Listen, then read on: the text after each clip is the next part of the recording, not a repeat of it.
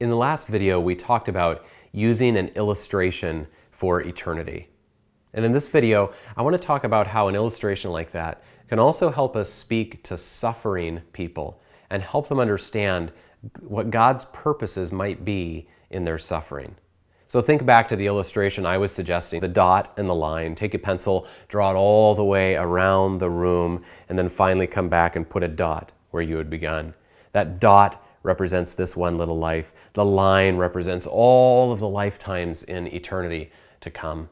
You can use that illustration to help someone realize, eternity is something I should consider. But that's also helpful for people who are deeply suffering. Because it's so easy to say, why? And why doesn't God care? And why would God do this to a good person like me? Or that kind of thing.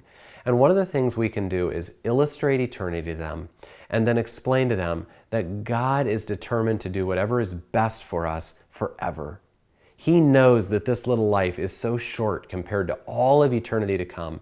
And so He's really not afraid of allowing hardship and difficulty and pain in this life if that's what's necessary to really get our attention and draw us to Himself, so that He might pour out His blessings on us forever in the eternity to come. Psalm 119, verse 71, "It is good for me that I was afflicted." Now he goes on to say, "that I may learn your statutes." But we could also say, "that I might consider eternity." If being afflicted in this temporary little life is what it takes for me to give my attention to eternity and turn to the Lord, then it was all worth it. God's not afraid to do whatever He needs to do to get our attention, that He might bless us forever in eternity to come.